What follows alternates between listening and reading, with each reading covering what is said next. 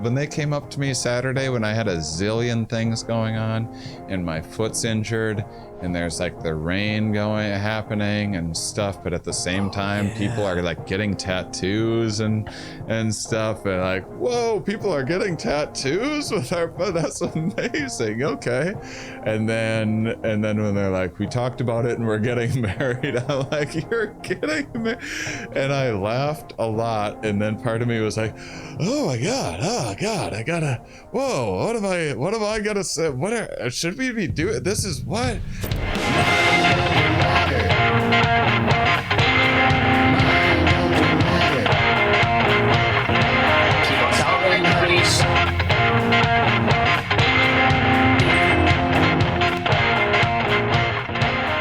Wake up, marriage fans. It's time to get hitched with today's episode, all about a little something you and I might call marriage, right? It's marriage, not weddings, right? Marriage. Yeah. Marriage is different than weddings. Weddings is one day. Marriage is a lifetime commitment, or at least you're saying that it's a lifetime commitment. Yeah, I didn't really think about it. I mean, the reason why we're doing this episode is because we did a wedding ceremony. We were dressed like me. By the way, Salivating back on the cap for those of you lucky enough to be watching on YouTube or Spotify. And yeah, so I think a mix of that, maybe slightly more wedding. I think we lean more wedding ceremony type. Because marriage, you think of like feet on the table, dirty socks on the ground, in-laws visiting. But marriage, you think of cake. Yeah, that's what I'm thinking. Mostly about cake. Yeah, let's talk about, and that's the thing people want more. Episode. A lot of people, especially when they're younger, they want a wedding. They might not want a marriage. So a lot of marriages kind of end soon after the person realizes that, oh, I didn't really want to spend my life with this person. I just was romanticizing the idea of the big party and the dress and the cake and that kind of thing. Not everyone, of course, not even most people, just that happens sometimes. But I've seen it. Statistically, people that get married before the age of 25 have much higher rates of divorce than people that wait until after they're 25. Oh, nice. Good thing I waited. Yeah. Which I think we're in agreement on this, but the Ben Shapiro, Jordan Peterson conservative view is you decide you want to get married and then you find a partner. And I think that's hogwash. I think you find the partner because just through life, the partner becomes your person. And then you decide to marry person, not like, oh, I want to pick person. But I don't know. Everyone's different. That is, I mean, yeah, I think that's a personality thing. And it's also, maybe we'll get into a little bit of history, because I think through history that narrative has changed a bit. One, I don't want to forget to do this. I've been meaning to ask you, you had your first solo gallery recently. You had such a exciting September. You got to do MUMfest, which isn't just like throwing your first festival. That was like a celebration of your art with a bunch of your art everywhere. And you got to do your first solo performance on a big stage that killed and people loved it. And you got to do a weird jazz thing as the Ariellis to accompany Dan Ariely's talk. And you just assembled a band out of nowhere and got to perform as well all on an incredible stage with cool with a awesome background and it was everything. And then you got done with all that, and then after the festival, you had your first ketamine experience, which people will have to be a Patreon member and go on the bonus. Can I even say that? Patreon.com/MindUnderPod. You have to go and check out the monthly bonus episode for this month to hear that story because we're keeping it on the down low. And then, but a super fun story and a great life experience, exciting, fun life experience for you. And then you got home, and how many days later after that was your solo studio? I think less than 10. I had a week to really put it together, and then they were painting the walls of the gallery, so I didn't have time to hang stuff up until a couple days before the thing actually kicks off. So it was a few days of just nonstop framing stuff, making sure they got printed, painting things, assembling this, putting this clay up my butt, putting this up my nose, doing all this random stuff. And what helped more, the finger in your nose or the clay up the butt, of course. Yeah, of course, it's the ass. Did you see the thing recently? Is this real? Did you see the thing about the chess master?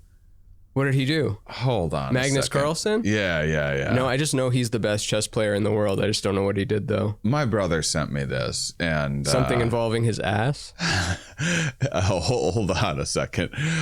A world chess champion Magnus Carlsen brands U.S. teen nemesis a cheat and refuses to ever play with him again amid accusations he uses vibrating anal beads to win matches. Oh, that's awesome. First off, that's not cheating. How is that cheating?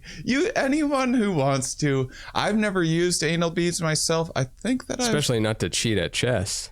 I put them in a lady once. I found it to be strange, but if a lady out there needs some beads in her butt, I'm happy to accommodate. But it's certainly not cheating. It's not cheating to put things in your butt. What do you like? Is there then they're gonna like regulate the kind of underwear you can wear and also your sphincter must be exposed before you can make your opening move. You hear like what was that? Your phone? That would be if the anal beads were so loud the noise was distracting, and that would be, I feel like that's cheating if it's like an intimidate. If you have bishop to rook e4 bishop to, and you just have a jackhammer that you're sitting at and you're staring at the person in the eyes with the jackhammer loudly in your ass. Maybe that's cheating. I would have given my chess crown to him immediately. Whatever Stanley Cup thing you get for winning chess, like as soon as I heard the vibration coming from there, I would just I am outmatched.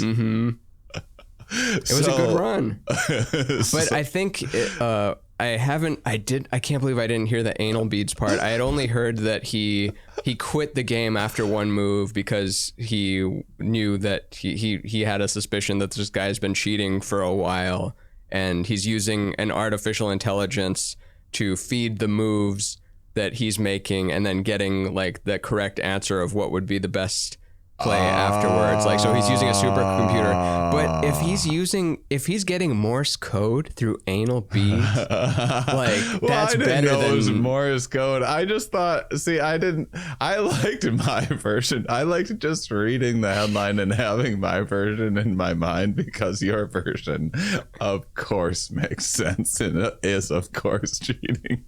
But my version is like vibrating anal beads are like steroids for the chess mind, and it's like you just can't compete with someone with vibrating things in their ass. They're too smart. Yeah, it fires all the neural pathways and creates every connection of move, so you're better than even Deep Blue, or that's like from 1995. I don't even know what the best chess player is now. So this is obviously, I don't have my anal beads in today as I'm making dumb assessments about what these anal beads were for. So it's oh, there goes my brain. Someone forgot their anal beads today. So your brother sent you this like as a goof, or he's a chess guy? as a goof. I think he just enjoyed he knows I like butthole stuff just generally. I find buttholes to be hilarious and traumatizing and like gross and it's the worst part of the universe. They have every emotion that there is attached to them. Yeah, let's see. Yeah. So it's like some sort of, still to get all that Morse code through your butthole. And why was it necessary to like, you can't have like a toe ring that does the same? That's obvious. Thing? That's visible. I think the anal beads are by definition invisible. It's in your shoe. They check anal your beads? Shoes and stuff. No, I'm saying toe. Oh, right. Shoes, yeah. Toe ring. Yeah.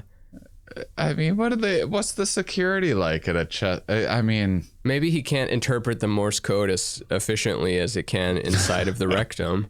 Because you feel inside the rectum. You remember, I mean, I think certainly having something up your butt's going to improve your memory at the very least. I don't know. I don't know if it's going to help you think any better. You'll never forget that night. but really, you'll really remember everything surrounding the experience, every detail. They could test that very easily with those pictures, and like you try to remember everything in the picture afterwards. Then you're cheating.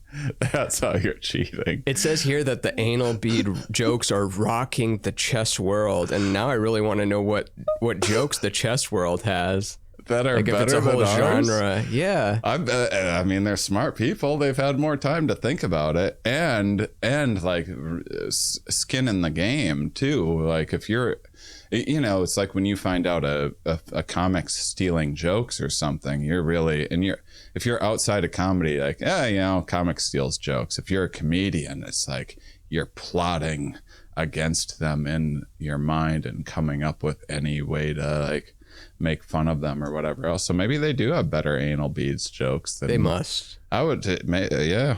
They know the terms too. They're going to be able to make like deeper cut references and like name famous chess players. That's true. There's got to be all sorts of chess moves that sound like something that goes in your butt. I only know the Queen's Gambit, and it's because it's the Netflix title. Still, you could call that the Queen's Gambit. The Napoleon defense, maybe. I mean, every single one of those things. If you didn't know that they were related to chess, you'd be like, "Yeah, I just did the Queen's Gambit. What's that? Oh, I have anal beads in right now." What if he just wants to look at the guy's ass and he gave up his whole chess career to like have to like, you're going to have to prove to me that it's not in there. He knows there's nothing in there, but still. I mean, I think you're suspicious someone's cheating, and then you just like, then you try to mock them in some other way and say it's by anal beads.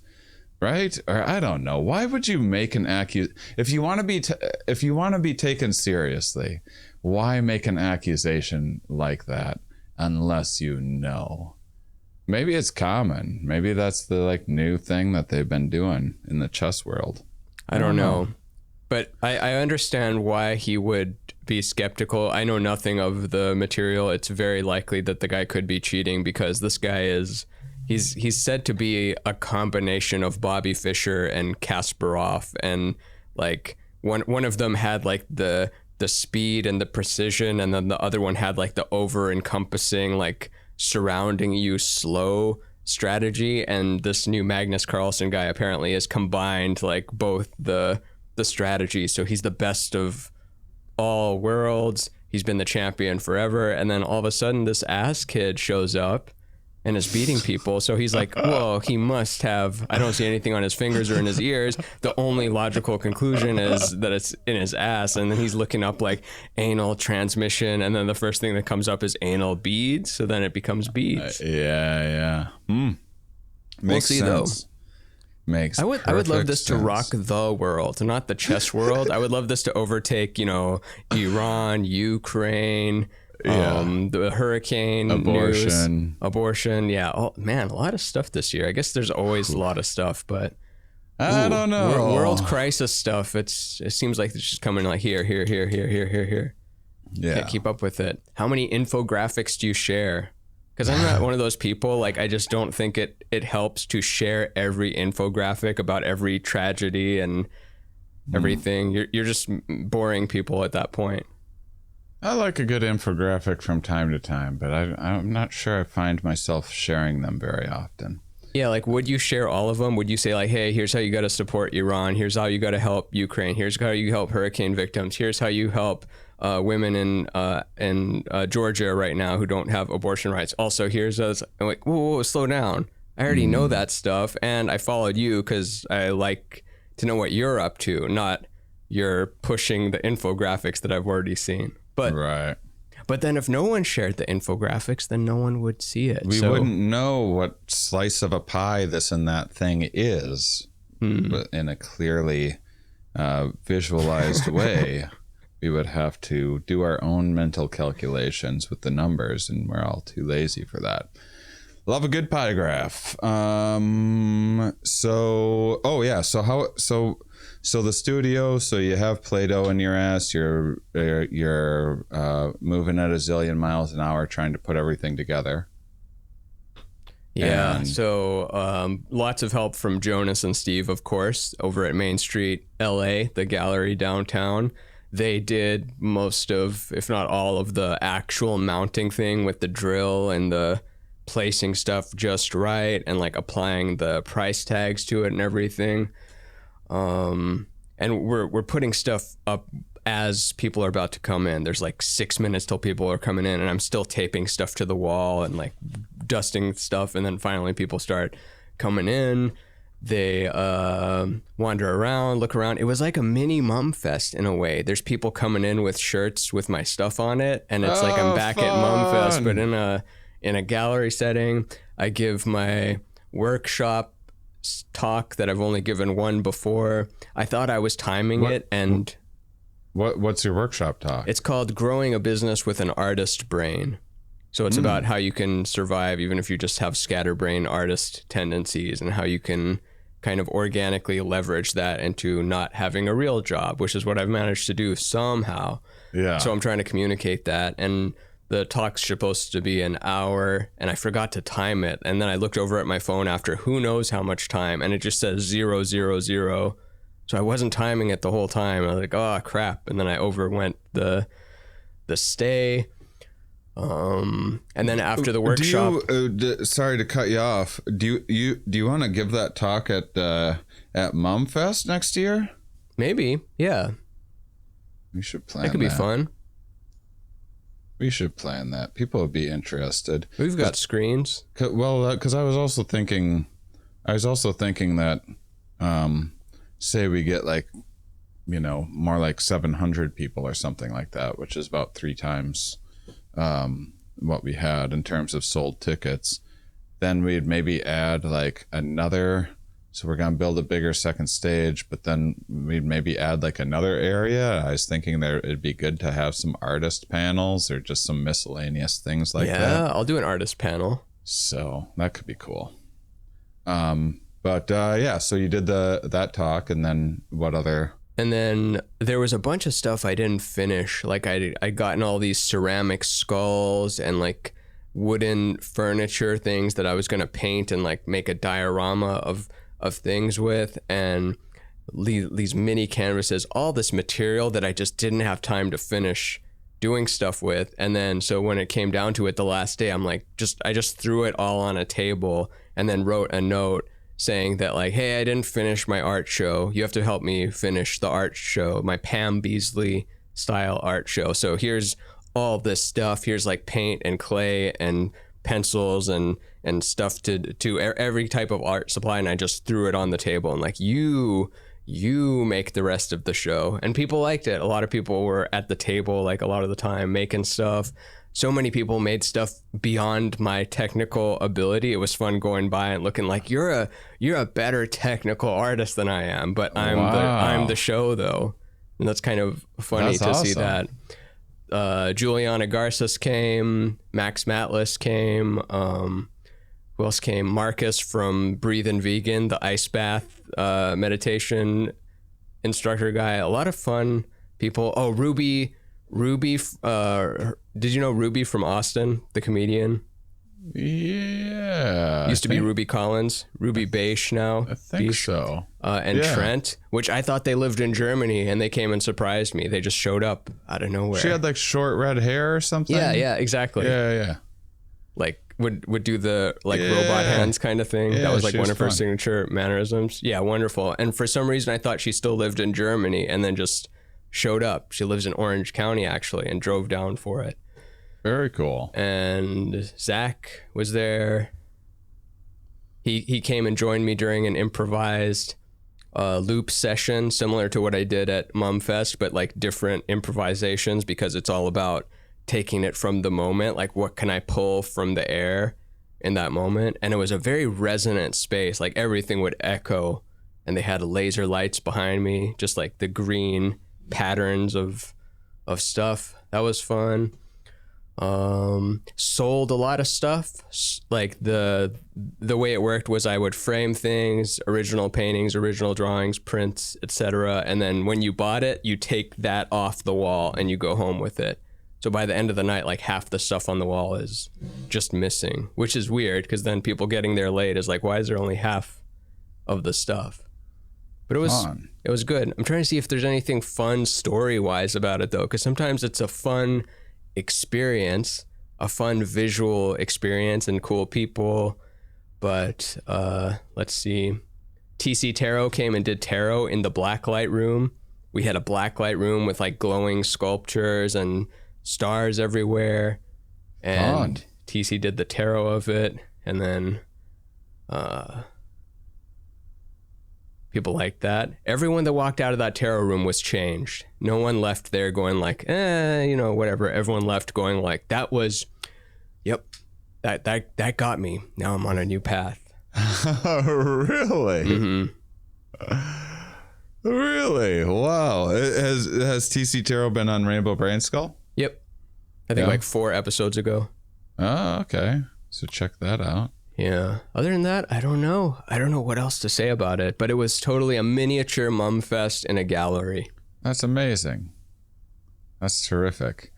Well, that also makes me think, because I want to tour with Mind Under Matter so bad. It's always like, it's always, you don't know how many tickets are going to sell, and then how much is marketing it's going to take, and this and that. But I do want to figure out what an ideal, like if we just know 200 people are going to fill the place anywhere we go or something like that, and then figure out what we would want to do, and then work backwards to figure out how to actually get 200 people through the door in whatever city that we go to. But maybe there could be like some gallery-ish stuff that you would do, because obviously you would sell a ton of merch on the road. But maybe there'd be some cool like immersive stuff that you could travel with. I don't know. We'll chat about it some other time. Yeah, I have merging both of them, taking the fest with us. Yeah, I mean, I would love to be back touring. It's just to set up everything again with the marketing and everything else. It's just like there's a lot of trial and error that goes into it. So the easiest thing to do is just to do regular stand-up spots and get booked at clubs again and that sort of thing. And why don't you just start slow? Yeah, I am. I'm starting so slow I haven't even started. That's how slow I'm starting. But no, I'm doing this, speaking of events, I'm doing this zombie apocalypse medicine meeting in Phoenix. Zam. It's actually this past guest of mine and future guests, depending on what day you're listening, both, Athena Actipis, who... Love that name. She studies cooperation, like mostly at a cellular level. She studies cancer and stuff. So like cancer is when cells stop cooperating. And so she has a book called The Cheating Cell. And that's what cancer is. And cheating with anal beads cell. Yeah. They are the cells with anal beads in their asses of the cellular world. And it's October 20th through the 23rd. So Athena's the first person on my, I'm trying to do this side project with Here We Are, where I'm having certain academics and past guests that I really like that have new projects that I'm interested in that they're working on to come and like hash it out with me. So she has a book about zombie apocalypses, or not zombie apocalypse-ish scenarios and scientific ways of dealing with it. So basically her whole thing is she's big into like cooperation and studying cooperation and altruism and those sorts of things. And she's into public science communication, and these various like big life crises are sometimes things that like really bond people together. So she studies the ways in which humans sometimes cooperate in certain scenarios. Sometimes they don't, as well, as we've found out. But sometimes they do, and so then she uses various like apocalyptic scenarios to make science communication fun. Well, anyway, so she's writing this book about how basically like, well, there are a zillion apocalypse type scenarios happening with like wildfires and extreme weather and viruses and nuclear war threats and things like that.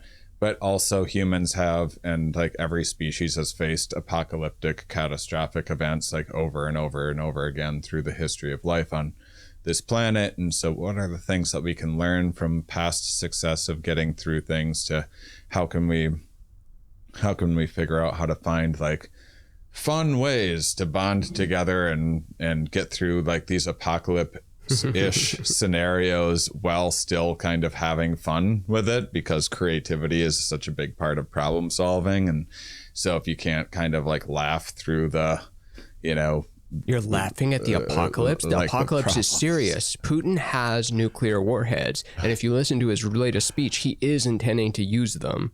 He says that the West is a cancer and that the West must be exploded. I don't know what the speech is.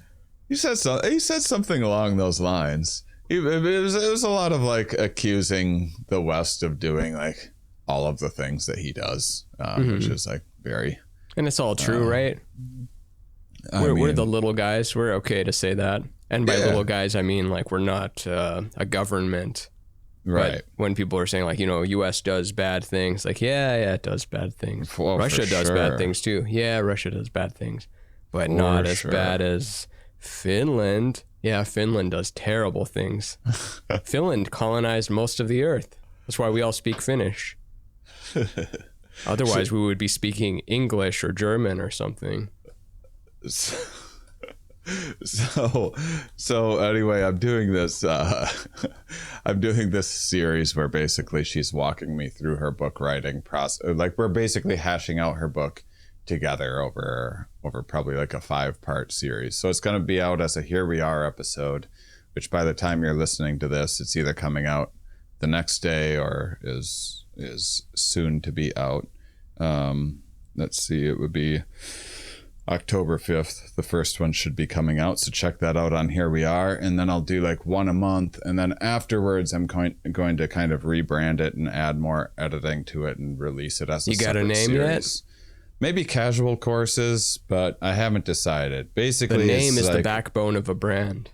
I know, but it's fun that you said that wearing that suit. Is that a part of your talk? No, but it's got to be now. And I got to give the talk in a suit and then maybe like disrobe at the end, revealing a tie-dye shirt or something. Yeah. More disrobing for sure.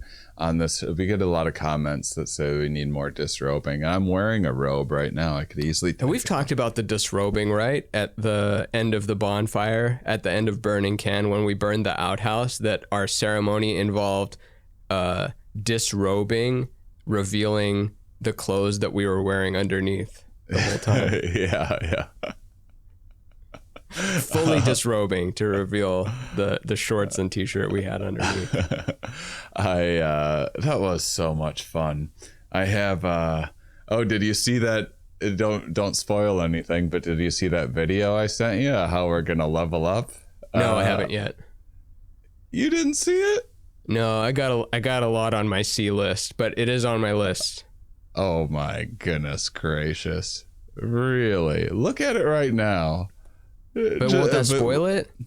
Just don't say what it is, and turn the phone volume up. I just want people to see your reaction to what's happening. Yeah. No. Sorry, I thought you meant a different video, for the burning can. Yes, I did see that. I will not reveal that, but that looks fun and dangerous, and that's why we like it. And not only did I already see it, I even replied to you about it already. So that's just where my memory's at today. You're getting afternoon me today. Afternoon me is kind of more. I think you're doing great. Oh, good. All right. So anyhow, that's what I have coming up and going on. You missed Ramin's studio in LA. So and afterwards, I was like, man, we got to be better about plugging things when we have fun projects coming up. I need to. I had a guest list, and there were so many friends I could have invited and been like, hey, if you want to drop by, I'll put you on the guest list. But I was so flustered and trying to put stuff together. I did zero personal promotion. I posted on Insta a few times and stuff like that. And attendance was really good, but I still regretted. Awesome. I regretted like not telling, a handful of people like, oh, I forgot to give you the guest list experience. But Art walls is fun. Galleries is fun. White walls, high price tags, people coming in with cocktails, nice dresses, looking at them. Did you sell a good number of things? Yeah, and it's still up on the gallery for the next 2 weeks. So you can still go buy stuff, but I believe more than 50% of it is gone now. So all the good stuff was taken. Whoa. What's the name of the gallery again? It's called Main Street, LA. Main Street. It's on LA. Yeah, it's on literally on Main Street in downtown Los Angeles. So super historic downtown, the heart of downtown where all the big buildings are, the old architecture. And glad we plugged it. And while we're someone chasing things, after you with a knife, probably. If you want to support us without being chased with a knife, support us on Patreon. Become a void, a visionary, a honey bear, a Camante de Buffon, and be one of the fanciest, or become a full-blown lunatic, get a yurt for next year's MUMfest, a straitjacket, be celebrated in the opening ceremony in front of everyone, and get to be a celebrity for either $1,000 installment for 10 months or $8,000 straight up. We'll take it. Mostly say that just to make a Camante de Buffon seem a lot more reasonable at $100 a month. And we're working on our super lunatic tier where you give us $1 million and you have to sign over power of attorney to us, and then we actually check you into a mental institution. You actually go there indefinitely. For $1 million. For $1 million, we will imprison you. Lock her up. So yeah, check that out. Remember to subscribe on YouTube and things like that. For this episode, let's talk about marriage. We married some ultimate people. bonding, like Athena Actopus was saying. Studies cooperation, merging together. What is more of a merge than that? Besides a corporate merger. Yeah, and what marriage has changed over time too. So you mentioned the Peterson and what's his face? Ben Shapiro. Ben Shapiro. I mean, I would say historically they're not like completely. First off, no, of course they're historically right, because conservatism is historic. That's like, isn't most of it? It's about keeping the institutions that are long around and like, no, don't change that. This is the reason these things are in place. We got to go back to the way. Yeah. There's a reason women do these roles. There's a reason men do these roles. There's a reason. Traditional fallacy type things, but no conservative would be. Any conservative today is progressive by past standards. There's like it used to be that if there were times, I wrote this one down where it was like if a woman, so there's this one area where if a man decided he didn't want to get married anymore, he would either write a letter to the woman's father or just tell the woman, he would go, "Thou is no longer my wife," and then the marriage would be dissolved if there was like witnesses. I declare bankruptcy. And then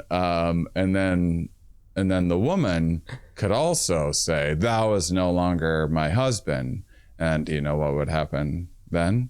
Nothing. They would drown her in the river. For saying. Did she at least know that? Yeah, I think she knew. Okay, yeah, was still wanting to get out of there. Could not stand another minute of Todd talking about fantasy. I mean, what I sport wish there was there a Todd in the Bible. Like, why not? They're like, oh yeah, Jesus's prophets and disciples. You know, his disciples was those common Middle Eastern names: Mark and John, Matthew, and Luke.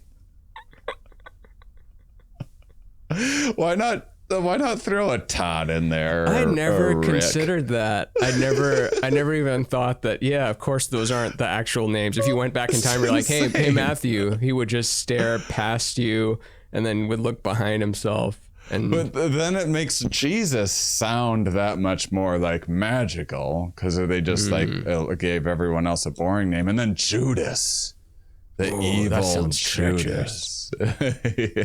And everyone else is Mark. Like, Mark, Tom, Larry, Ralph, George. I would have loved to. Or Paul is one of them. Paul is an apostle, right? Yeah. Paul's a big one. John, Paul. Big Paul. Oh, that's funny. Two Beatles got to be disciples. Yeah.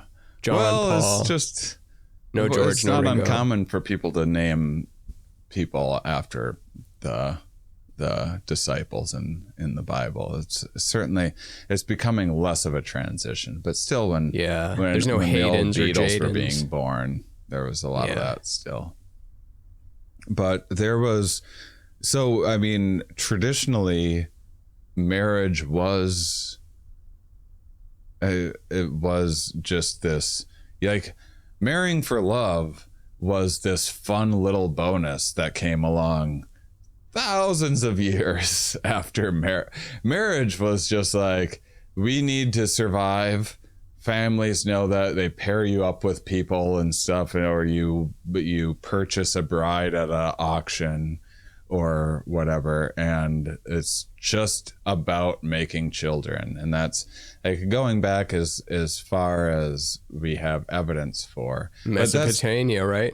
Hunter-gatherers were a lot different than that. It would be like the Babylonians, which one is earlier, Babylonia or Mesopotamia?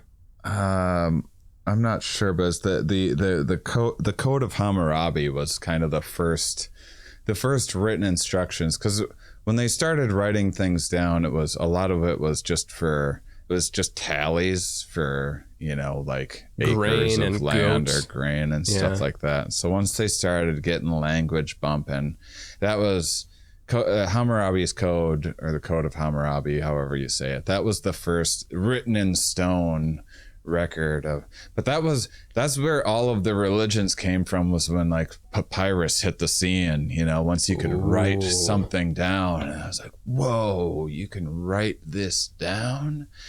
And then I think that's it, and then that was that became beyond like AI doctrine. Back then, probably the way we see AI art today, like writing stuff down on papyrus was probably like, I mean, it still has an effect on people. When someone has a book, it's like, whoa, they wrote a book. Like, anyone can write a book and anyone can self-publish. But when I mean, it's not an easy thing to do. I've tried and failed to write many books, but anyone can, and it's not necessarily like a measure of quality in a person that they have written a book, just like anyone. I've got 10 books. Yeah. They're not written. I guess they're mostly drawings, but there is writing in them, and they are books. But like with say stand-up science, yeah, I would always be better off just having, if there was a scientist that had a self-published book, or what you wouldn't say self-published, but if they had a book, that was always just way more impressive to people than if someone had, you know, a MacArthur Genius Grant or something. I guess if you have a Nobel Prize, I don't think I've ever had a Nobel Prize winner on, but if you have a Nobel even get Prize, the worst one. People know. I bet I could if I tried. Yeah, I could get the weakest worst ever. Yeah.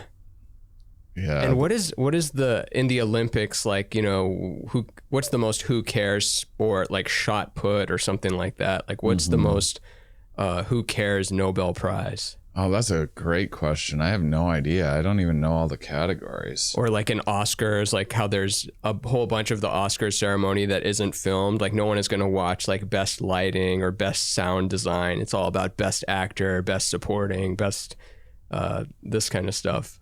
Best stuff you can see. That is not best behind the scenes. Yeah, because there's like the Peace Prize, literature, physics, chemistry, medicine, economics. Yeah, it's so broad, right? I mean, literature seems like the one where it's like, I don't know. It seems like that's a very different category than medicine. Yeah. Maybe so the first marriage was in it says here 20, 30, 50 BC, around there, like 40 or 4,000 or so years ago. What was that like, being the first couple? Like, that doesn't even exist, and then like, hey, you two are going to be the first joined together by papyrus, or not papyrus, joined together by stone writing humans. Yeah, I think, well, it was a lot of, I mean, it was like a business arrangement back then. And then usually like the men were allowed to have multiple.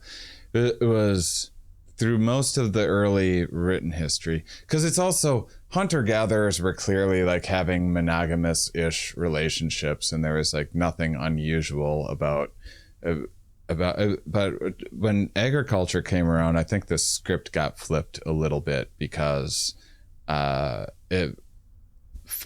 females pretty much do the selecting in about every species out there. They're the pickier ones. They're usually the ones that get to call the shot a little more. Certainly there's cohesion on males' end of things in a lot of species, but generally speaking, females are kind of the driving selection force. So usually, if something like monogamy happens, it's because the costly offspring led females to look for traits of like males that would stick around more, show various signs of commitment. And like this love thing that we experience might be something that a lot of species don't experience at all, because love is this emotional, is like a evolved emotional driver. That's a contract before it's an emotional contract where you're like, I'm done looking for other mates or whatever else. I'm bonded like to a irrational level with you. We are partners or whatever. Not that you can't love more than one person or whatever, but it probably evolved based on things like that. And a lot of species just don't have a lot of species, males and females, have nothing to do with one another, meet up once a year. All the females bang, some of the males get to bang, and then they just have nothing to do with each other ever again. I doubt that there's like a feeling of romantic love. There'd be parent offspring love still in those species between mother and offspring and whatnot. But then with agriculture and accumulating wealth, then somehow, because there's this great, I wish I just sent it. I'll try to find the as I'm talking about it. There's this great David Attenborough documentary where the penguins. I think it's Human Planet.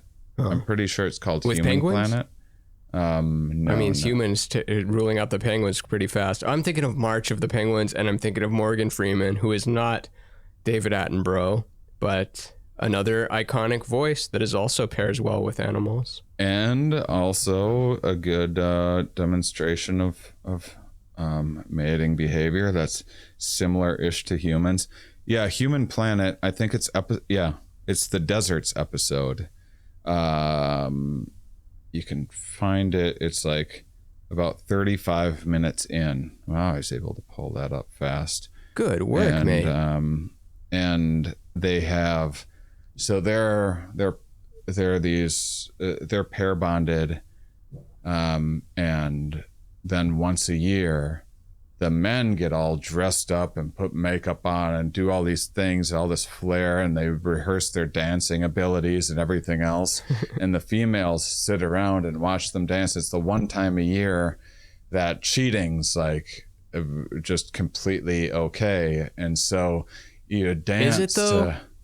Yeah, if you got to watch this video. I know it is in the rules, but is it processed as so? Because it's easy for them to have those rules, and like today it's okay, and then Tuesday rolls around, and then he's like, "I don't like what you did on cheat day." Oh, like, but it was cheat day. I'm sure there's a lot of that goes on, but it's hilarious when you watch it, the documentary, which you can edit things in all sorts of ways. But what's hilarious about it is this guy's like trying with all his might to get selected by one of these ladies, and his wife's there like really rooting for him, and she's like, oh, it'll just like mean so much to him and be good for his self-esteem and stuff, and to get to like win this thing and bang this lady. And then he loses, and he's like all sad, and she's trying to like console him. What sucked about him? Was he ugly? Did he smell bad? Did he have no rhythm? Was his makeup job bad? Like, where was he lacking, or was it all the areas above he was lacking? I couldn't tell. You couldn't tell? He seemed like a perfectly competent dancer who was great at dressing up in whatever face paint things and showing off his teeth in maybe he was too weird ways. Yeah, maybe. Because like the thing with the selection is oftentimes men are, I mean, not to sound like a TV commercial, but I feel like it's fine to do that, but it's like they might be overly simplistic in guessing what women are selecting for. So they're like, oh, if I get a 6-pack and I puff my chest out and I've got killer moves on the dance floor and I wear sunglasses, I'm going to get selected. But a lot of people would just maybe write that off as douchey and then prefer the guy who's just sitting in the corner reading a book or something. Yeah, well, I think we like project our inner like make assumptions, when you're younger, you're like, I want to have sex with every lady. Every lady must want to have sex with every guy as well. They feel the same way. And there's still people that do that at 40. Oh yeah. Or like they show up in the comments like, just want you to know that I would love to get with that. As if they're like, oh wow, this guy. He wants to get with me. Wow. Like remember with I think it was Annie Letterman. There was this big controversy with a comedian at the Comedy Store. I heard, yeah, who was trying to like get her to go back to his truck with them after she just had a great set and after he just bombed his ass off, and then she was just like being like, "What in your head? What do you think this is? You think I just did this and was adored by all these people? You sucked. You think I'm just gonna go blow you in your truck?" Like, in what planet does that make sense? I'm oversimplifying, but you get the gist of it. Yeah, absolutely. I mean, that's I think every human does that, just makes assumptions based on. I saw there was like some guy that what's the cheating thing that happened recently that was the big hubbub? Oh, Adam, Maroon 5. Yeah, and I saw somebody like, men only cheat because of their insecurities, and I don't know. I think some guys like to come a bunch in a bunch of different ladies, like for real. Like, I think that's totally their authentic self, and that's like it's not actually because they're lacking esteem or whatever. Yeah, and of course that guy is. I didn't even know that guy was married.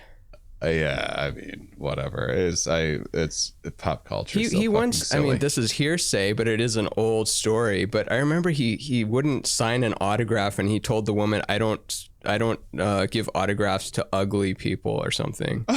Or I don't take photos with ugly women. Yeah, something like that. Wow. So he's always a total piece of shit. Yeah, he's been, the music has always been douchey. He's always been douchey. Wow. Why is it a surprise? Okay. Yeah. Just come to expect, like, if someone's like very douchey historically in a lot of domains. Yeah. It's probably not earth-shattering news when they're douchey once again in the same domain that they were a douche about before.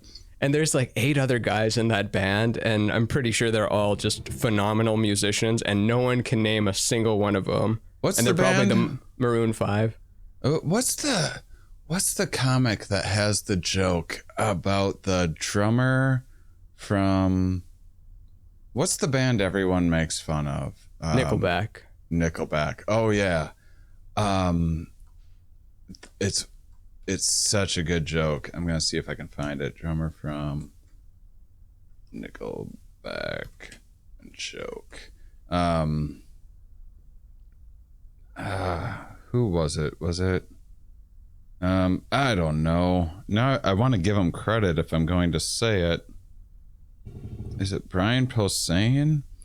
It was the joke's about how the drummer from Nickelback has like the most amazing job in the world because he has all of the money from being in Nickelback, and no one knows who he's like. The worst thing about being in Nickelback is people knowing that you're in Nickelback, and no one I wish was properly attributing this to the right person. I hope it's Brian Posehn, but it was such a good fucking bit.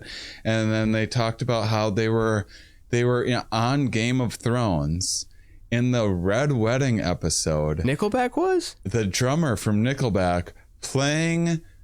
And he was a drummer in the Red Wedding, the most popular episode of TV ever, and no one recognized That's awesome. So funny. And he gets like a form of the attention sometimes, like when you're on stage and maybe you're taking a Nickelback solo. I doubt there's drum solos in those songs, but you do some and then solos. You're getting the praise during that, so it's not as uncredited as like being a casting director or something, where no one knows it. You still get to feel the energy and be a part of it. You're still important, and no one recognizes you. Wow. Amazing. That's the perfect gig. Yeah. And that guy could cheat on his wife. No one would know. Yeah, no one would care. But his wife would, and he's a nice man, probably. I had no idea that was the drummer from Nickelback. I forgot they had a drummer for a moment. So I would like to hear Christopher Ryan comment on all of those, though, because I think Sex at Dawn begins with talking about how much there's infidelity and all these kind of things. But I'd like to, every time there's a cheating controversy, he like just comes on. Yeah. Oh no, he's not wrong at all, and he's not right in every scenario. It's just one other angle. It's whatever fits your lifestyle. Right. But he offers a better angle at just like, this person's a piece of shit, or like, no, your expectations are too high. It's like he builds a better picture of it. But definitely, amongst the many things that the agricultural revolution really, there were so many unforeseen problems that humans could not possibly predict and think hundreds, thousands of years in the future of what the impact would be of trying to like, oh, what if we just stayed in one area and grew these things and had this reliable. They didn't know soil depleted. They didn't know you couldn't just subside on just corn and potatoes, and they couldn't have foreseen accumulating wealth leading to wars in the way that they did, and property, and then women being treated like property. Because in hunter-gatherers, if you see the my interview with Herman Poncer at the live Mind Under Matter Fest, which is available on Here We Are. He mentions in his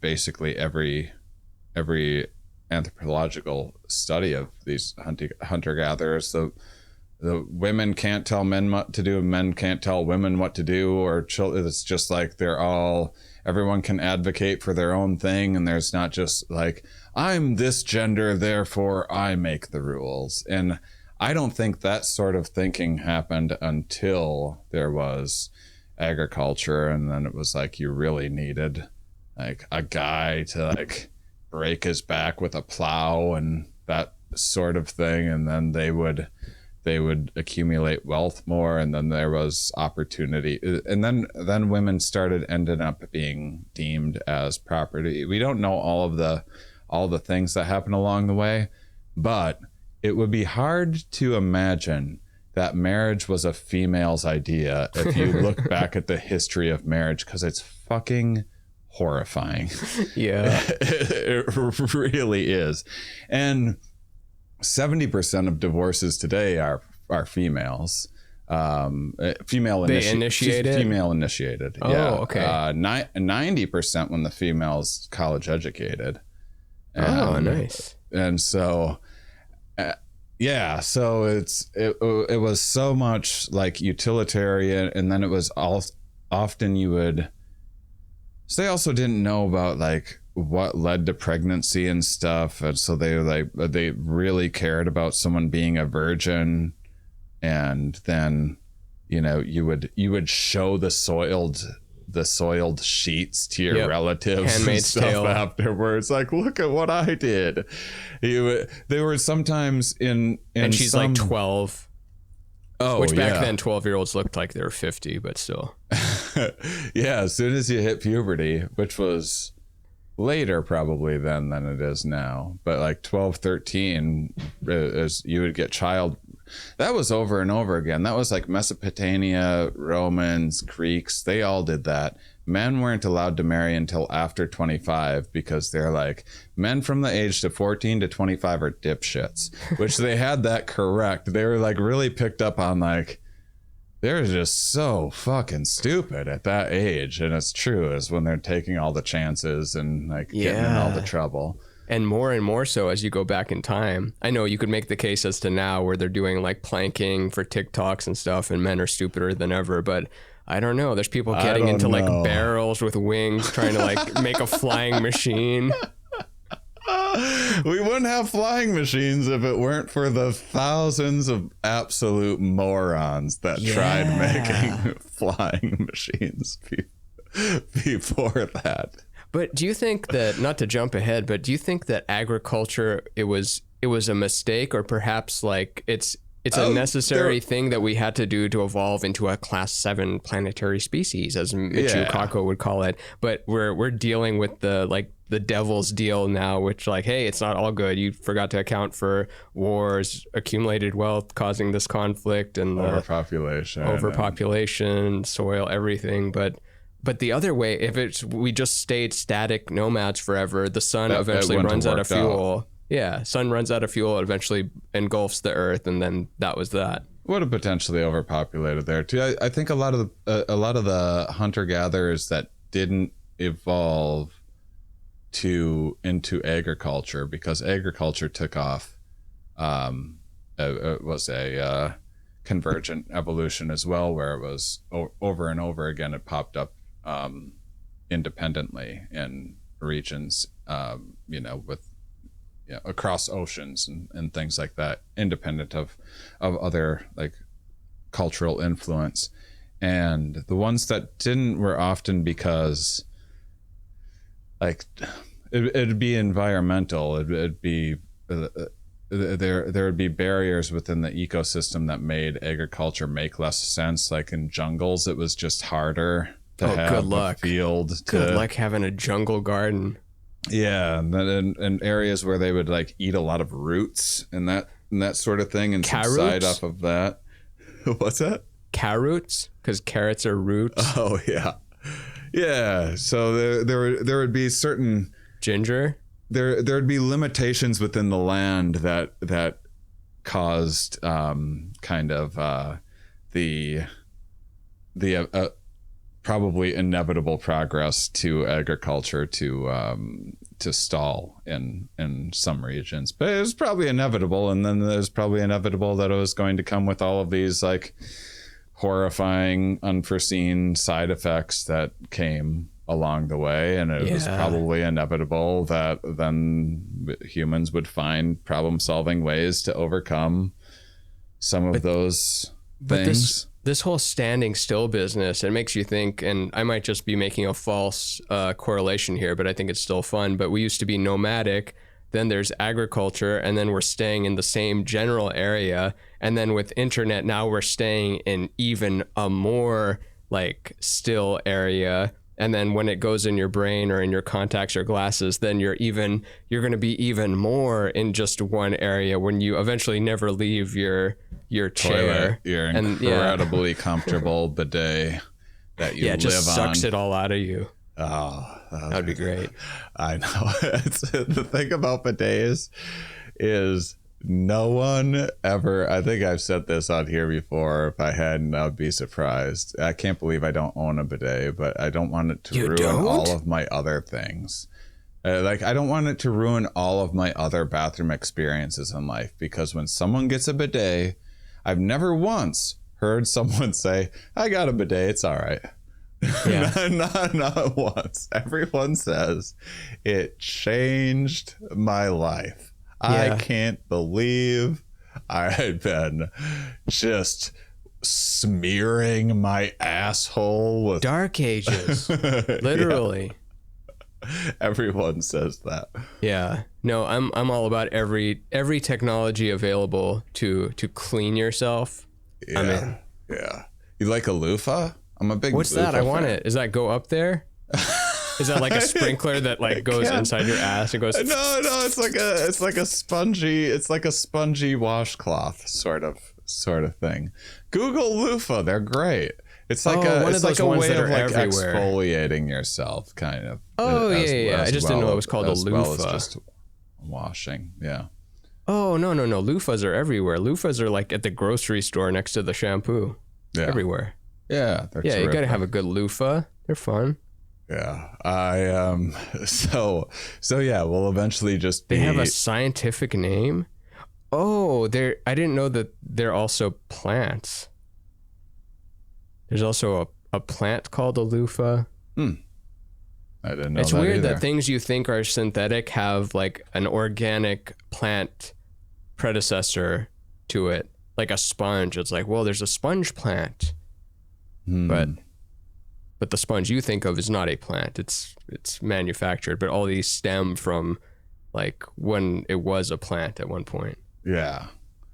That's relating to marriage. There's so many things within our tradition that gets lost to our words or various traditions. We have no idea what the actual origin of it was, and if people knew, they'd be like, what am I taking part in? And it's just like the wedding veil was, well, first off, bridesmaids, I think that came around, bridesmaids came around because then like marriage started getting more and more intentional in terms of like, okay, this is how two people can make a living in a family together. But then it would be like, okay, well, how can families accumulate more and more resources? So then it would be gift registry. The families getting involved in, trading, like, oh, this family will make our family look good as well, and prestige or whatever status, and the high status families would marry each other off to one another to keep accumulating those resources. And then because of that, then like the gift registry, there'd be dowries and things.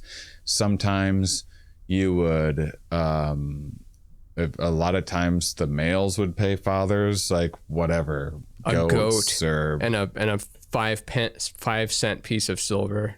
But sometimes the female's family would be paying the dowry, and they would send females with like a box of all of their, valuable jewelry or whatever else. And it was sometimes a long ways to go to wherever their husband was, because these were these arranged things.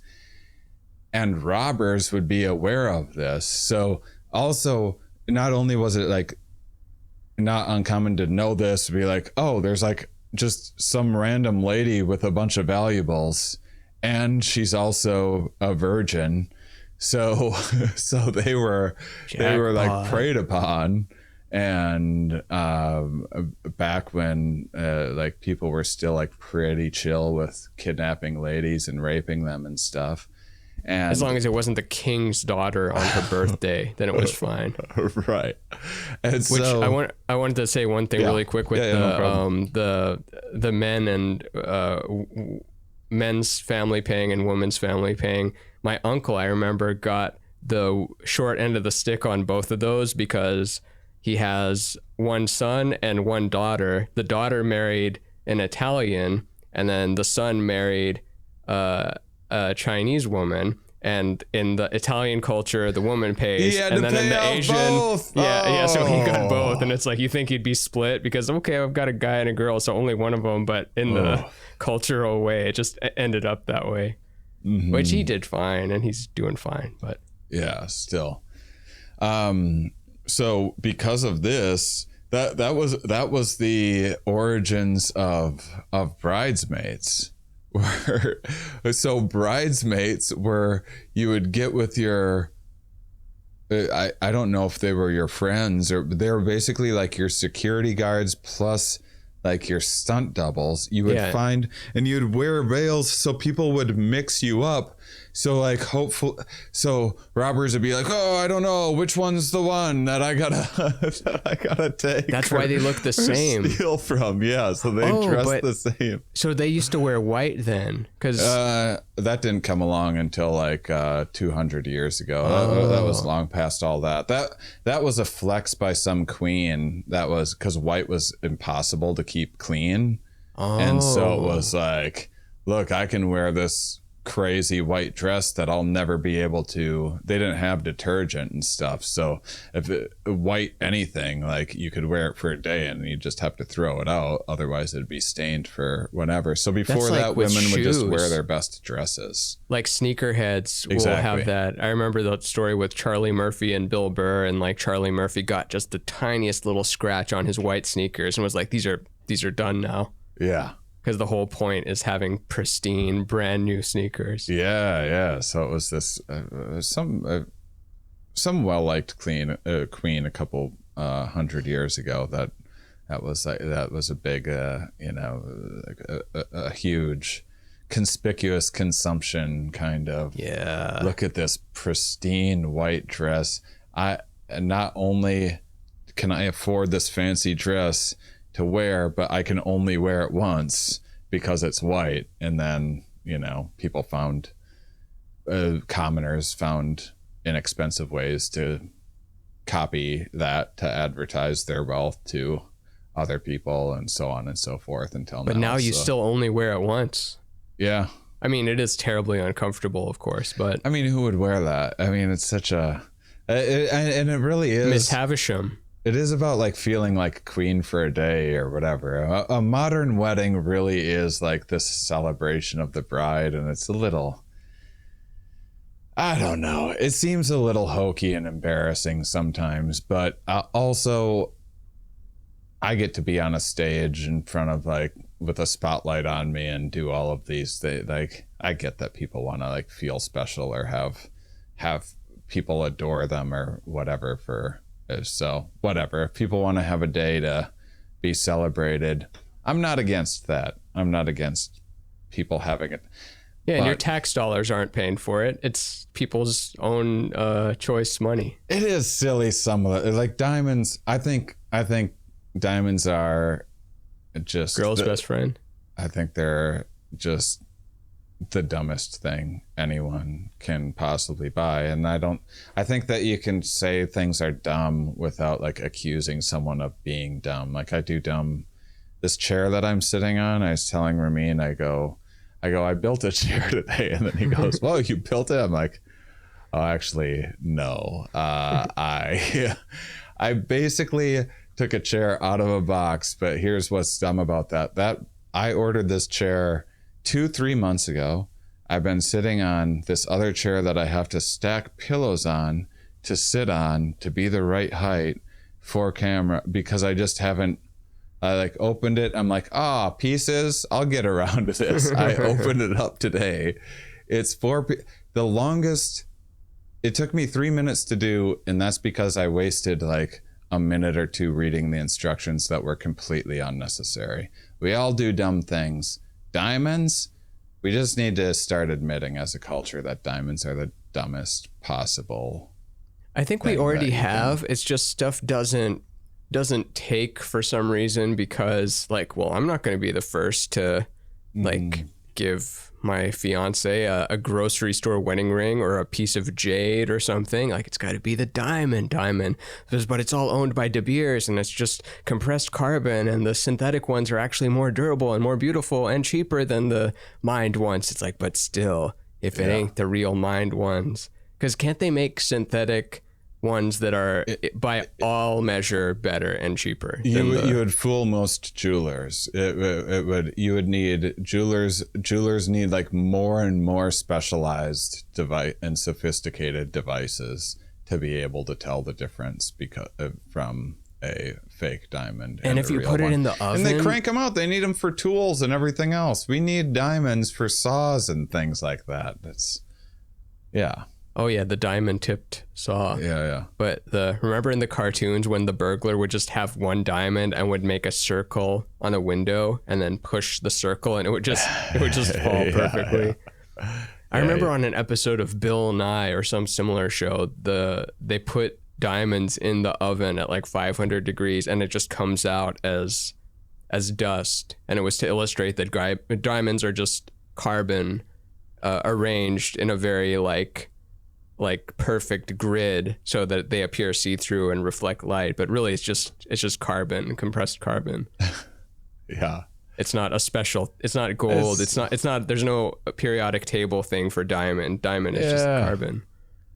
It's ridiculous. And there's no way, because you got to present it first, because if you were, say we were doing the whole package, I think like most women would agree, you would go like, okay, so this is about like an advertising that we can afford this, or my ability to accrue resources. Well, say we're going to throw this incredible wedding, $100,000 wedding, some like very, very fancy wedding. We're going to go on some incredible honeymoon. That's another 40,000 or whatever.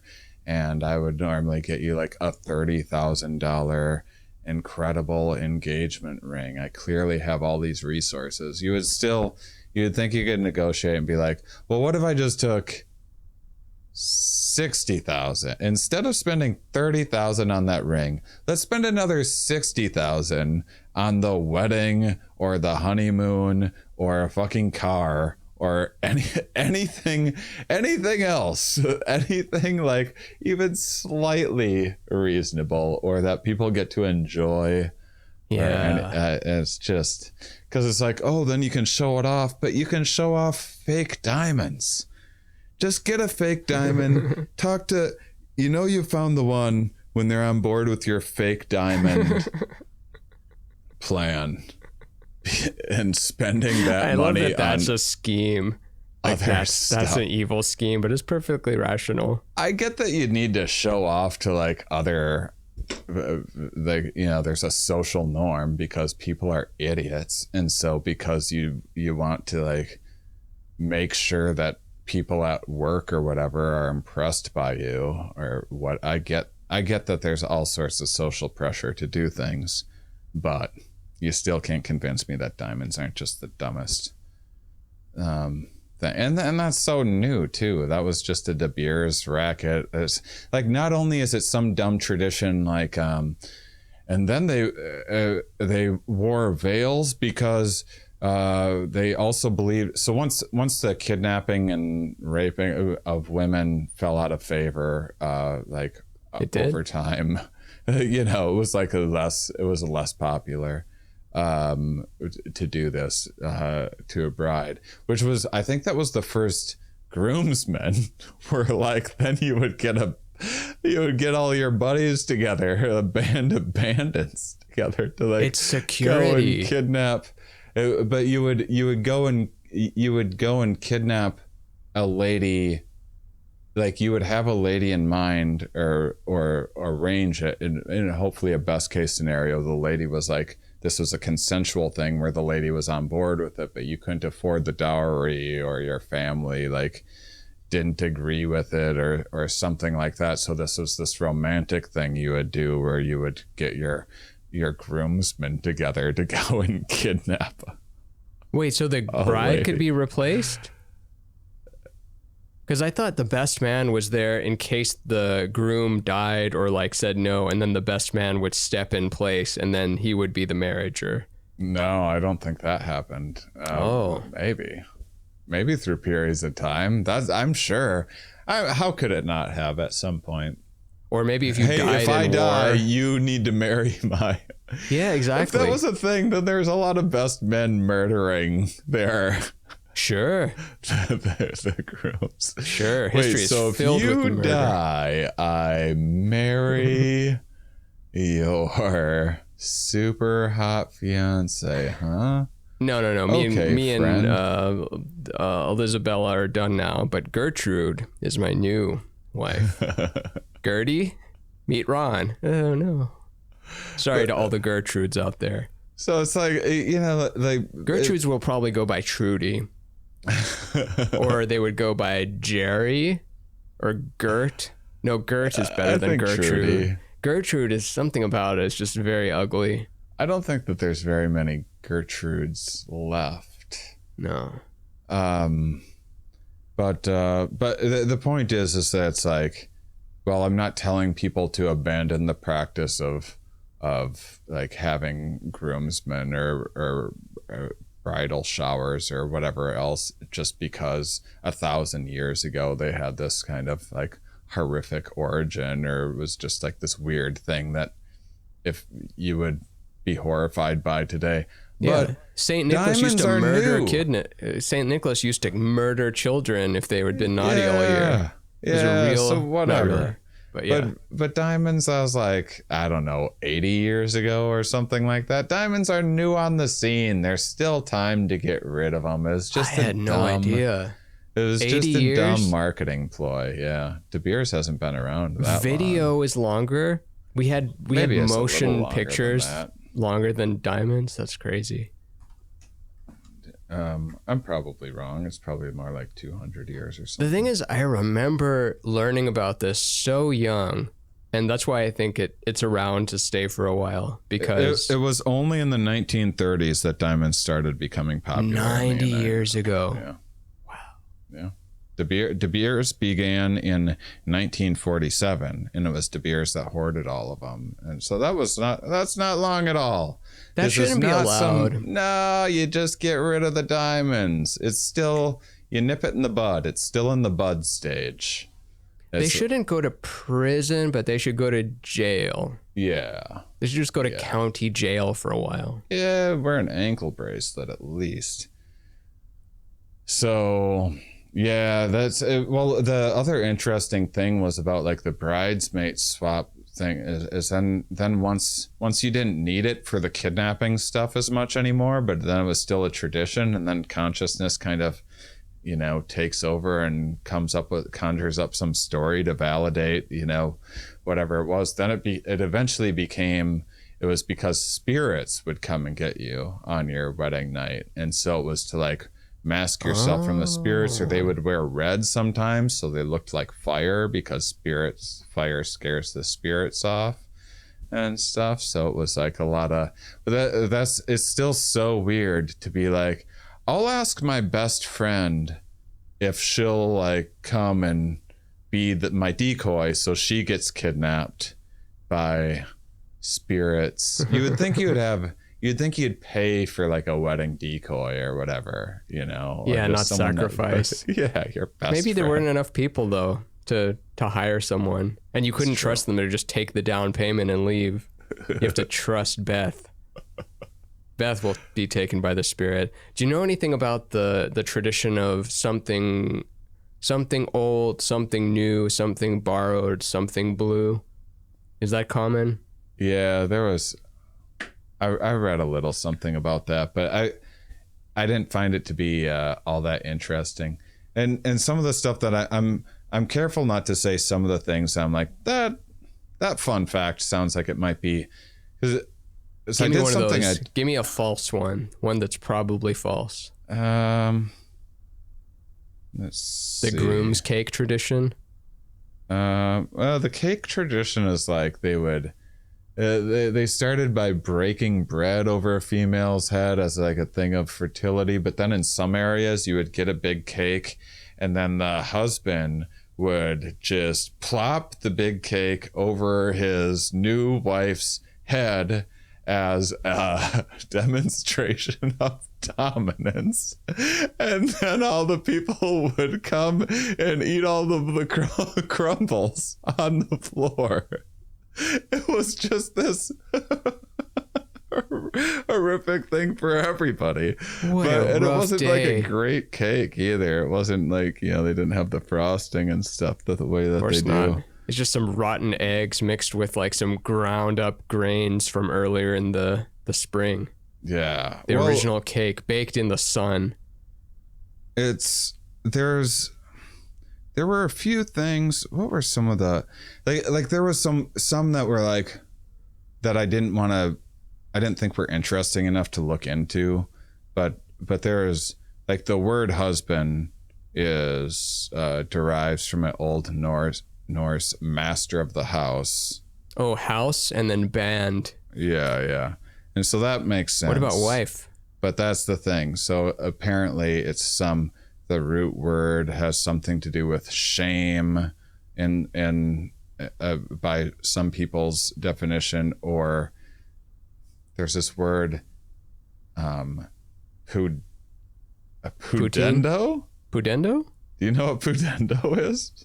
It's like Poo Nintendo. I wouldn't want to play that. A person's external genitals, especially on women. External genitals on women. Yeah. So what's like that? Boobs or labia? No, I think that's labia. I think it's the labia majora. Yeah. Yeah, and so it's, but I'm like, I don't know about that. It's some of these, because you know, some of these things are just like dumb bloggers that find like these fun facts. It's like it's Proto-Indo-European root bra is to cook and to like brew and to make broth. So bride is from broth. Yeah, so maybe it was like, you know, early gender role-y type things is where the words husband and wife come through from. I hope we're not at the peak, because so many times when you look back at the ancient versions of things, you're like, ooh, that was rough. I'm so glad that now we have the, you know, disposable cameras on the table and the nice chocolate cake and the nice vanilla cake and the like the flowers in the center of the table, and not, you know, sacrificing a group of your friends to bandits and dumping cake on your head and having your uncle scarf it off of the top of your head and showing the blood on, like, everything in the past is rough. Everything today in comparison is so enjoyable. And I wonder if in 100 years they'll look back on the best wedding today and be like, that was rough. Well, our modern marriages, first of all, they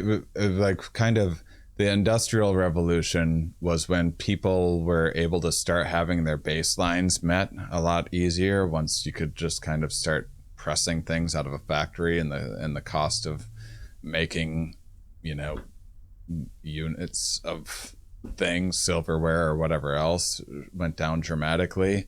And that was when people didn't need just life wasn't so incredibly hard that you like, I need to find someone who can help with this side of, like, when I'm out plowing, someone can be doing this and that thing and cooking the thing and putting the seeds together, and you're just working day in and day out because agriculture was a lot harder than they originally thought it was going to be.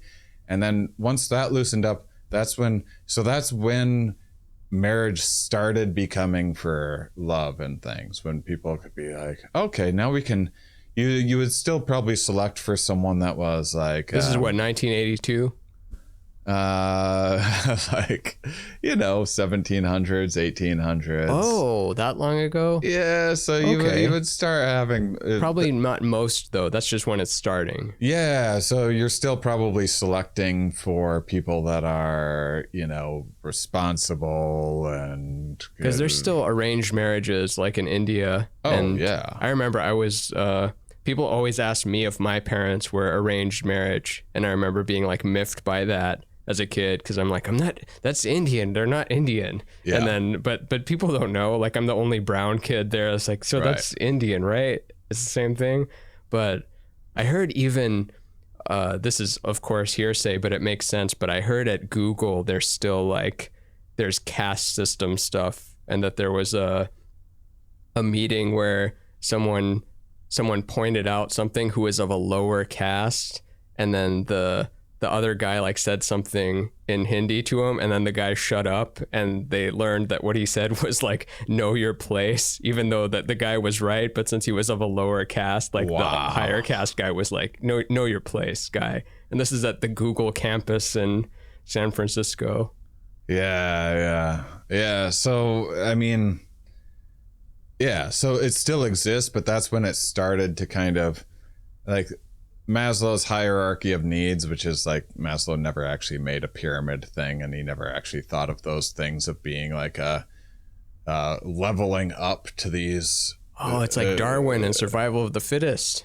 Yeah, but it's still like metaphorically ish what he was sort of saying, kind of, if you're really stripping down the basics and trying to get it through to children or something.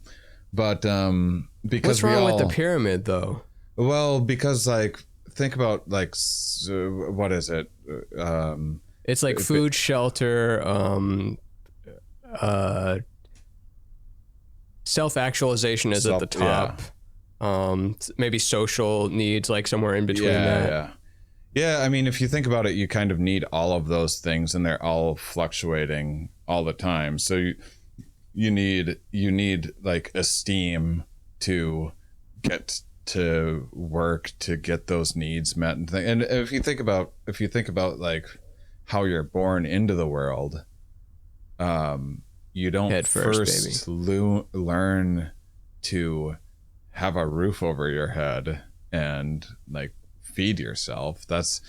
You don't learn that for 20 years, you know, and your parents give you 30. all sorts of validation and everything else. It's all like, all of those things are kind of working in like, you know, love and belonging and social things. Those are the first things that you start having. Your needs are met when you're a child. And then, so it is like base level. Yes, you need to be able to like breathe and eat food and that sort of thing. And without that, those other things can't possibly exist. But they also aren't like, first I will get this, and then after I get this thing, I will get this thing, and then after I get this thing, then I can get that. It's not that dramatic. You're not my family until I've had this apple. Right. Okay, right. Now that I've eaten the apple, you are my family. Yeah, exactly. And not eating the apple till there's a roof over my head. But still, once people weren't so financially desperate constantly, they were able to select for things like love and stuff like that, and especially and then it also became more and more about females getting more and more rights, and like the 60s were a big time for being married for love and the way someone makes you feel, and we don't actually need all of these rigid structured stereotypes because even of birth after control, the industrial right? Yeah, but it's also just like there was more, like females were allowed to work more. There was just lots because more of birth options. Control, right? Yeah, because of birth control. I mean, I just heard this somewhere, but I remember that all the women's rights, a lot of it hinges on reproductive control, because otherwise, like, if you don't have that control, like, too bad, you're pregnant now, and then you have to raise this kid, and you have to raise the next kid that you're also not planning, and you have to raise the next one. So of course you don't get to go work in marketing at Third Rail Creative or wherever. Right. And so but then along that but there's also that's when we started demanding like more from each other too. So also divorce rates skyrocketed. You no longer needed someone to survive, and then at the same time now you're like, I also need you to, not only are we this like survival team that's like this corporation that's forming this bond together, but I need you to be a part of my spiritual growth and to like make me happy and do all of these other things, which is what marriage seems to be about today, which I think is fantastic. But fuck, when you think about it, it is a lot of pressure. Yeah. And so we have I would say that currently we have the opportunity to make marriage the best that it's been since, maybe ever, but certainly since like the agricultural revolution. That'll always be the original James Bond. Years. Yeah. The original agricultural cake on the head marriage will be Sean Connery, but we can still. But in some ways, it's more difficult and more complicated, because it's like it also comes along with like the ability to opt out, and like the expectations on both parties are just more about like way more complicated and nuanced things than they used to be. And I don't know. And there's only more traditions being added. They're not taking away traditions. They should. I wish they put in marriage ceremony on our next marriage ceremony, because I don't think marriage is like, because sometimes I'm like, marriage, it's silly. But marriage isn't really the problem. It's the difficulty of divorce that is like the issue. If divorce wasn't such a, because it's gotten to be less and less of a social taboo, but it's a huge legal pain in the ass. Like I have friends that have gone through like, it's a racket. No, the divorce lawyers, it's designed to just drain both sides and just make make them hate each other and ripping families apart for profit, and like damaging children and everything else. Not that it's just lawyers, and other people are. You shouldn't be able to profit from it. There's certain things you shouldn't be able to profit from. Like, there should be in wedding vows, like, instead of until death do you part, there should be like if this doesn't work out, we're gonna be chill, right? Like, we're gonna, and I promise to be chill if this doesn't all work out, because sometimes life happens and things change.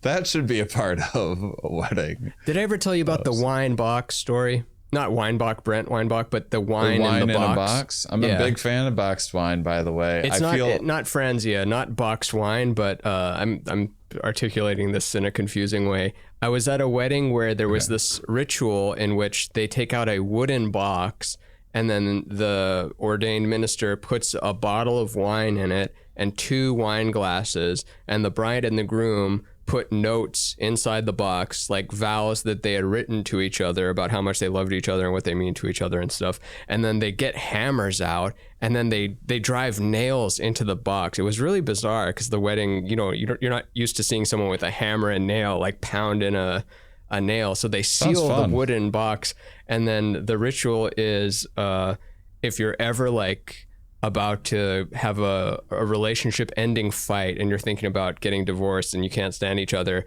I want you to go like take this thing out of the box, you pour a glass of wine, you go into different rooms and you read the notes you read each other. And if you can make it to your 10th anniversary without opening the box, then you can open the box as a celebration of hitting that 10 years. And the couple I saw that, they got divorced like 6 months later, and I couldn't stop thinking about like, did you open the box? The box didn't work? You didn't read the box? What happened to the box? Tell us about the box. What happened to the box? It was just a great bottle of wine. He drank all the wine. It was gone. Oh, maybe it's just a great bottle of wine. I don't know. There needs to be something like that, but I don't know. More bizarre rituals for sure. I mean, we did a little one. We did a bizarre ritual. I loved our wedding. I did scramble to try to get us ordained, and it turns out North Carolina is like the one state that doesn't legally recognize this like kind of like iffy like get ordained instantly online like church thing. But now I don't know if I need to like get my residency here in North Carolina so that I can get ordained here, so that we can do the thing. I got to look into, I better start that process soon, just in case it's long and a pain in the ass. But yeah, it needs to be for real when we do it next time, because they were up for it. If we would have been ordained, they would have like, it would have been like a legally binding thing, and they were cool with that. Instead, it's they got the ceremony and they're still going to do the legally binding thing. So as far as like, it was a real-ish fun silly wedding, because they also they brought the ring with them, and it was a lot of fun. I was nervous. When they said that when they came up to me Saturday when I had a zillion things going on and my foot's injured, and there's like the rain happening and stuff, but at the same time people are like getting tattoos and stuff, and like, whoa, people are getting tattoos with that's amazing. Okay. And then when they're like, we talked about it and we're getting married, I'm like, you're kidding me? And I laughed a lot, and then part of me was like, oh my god, I gotta, whoa, what have I gotta say? Should we be doing this? Is what? There was a lot of things that went through my head, but it was a lot of fun, and you crushed it.